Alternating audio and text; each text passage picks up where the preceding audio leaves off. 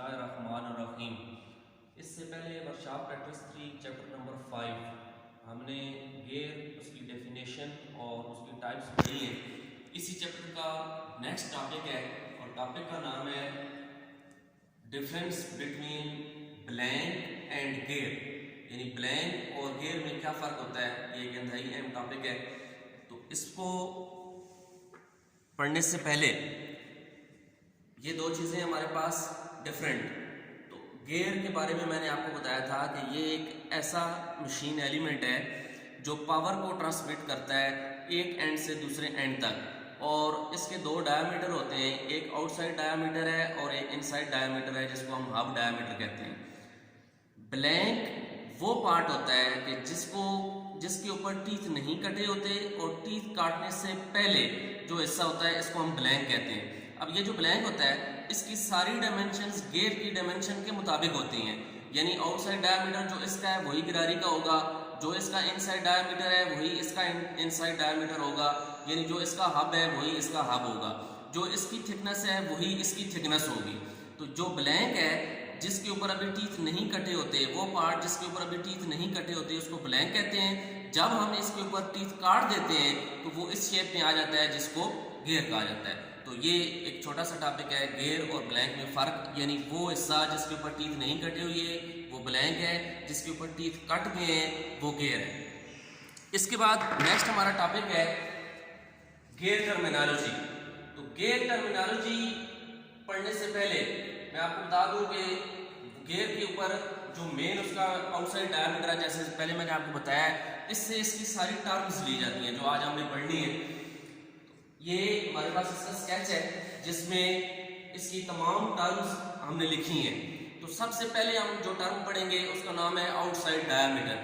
तो ये है आउटसाइड डायामीटर, यानी ये जो आउटसाइड डायामीटर होता है ये सबसे बड़ा डायामीटर है, इसको ब्लैंक डायामीटर भी कहा जाता है।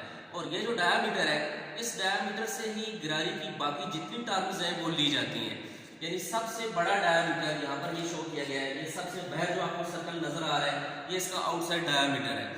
तो जिसके ऊपर जो है वो हमें टीथ काटने होते हैं, ब्लैंक का सबसे बैरूनी डायामीटर उसको आउटसाइड डायामीटर कहा जाता है या इसको मेजर डायामीटर भी कहते हैं।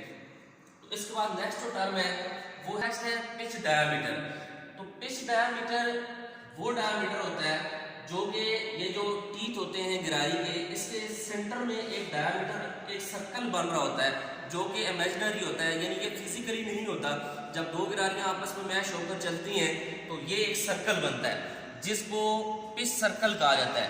तो इस सर्कल का जो डायामीटर होता है सेंटर से उसको हम कहते हैं पिच डायामीटर। इसके बाद नेक्स्ट टर्म है हमारे पास एडेंडम। एडेंडम वो टर्म होती है जो कि इस पिच सर्कल से लेकर आउटसाइड डायमीटर तक का फासला होता है, उसको कहा जाता है एडेंडम।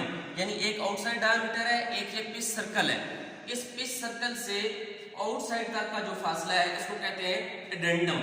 इसी के साथ दूसरी रिलेटेड टर्म है डिडेंडम।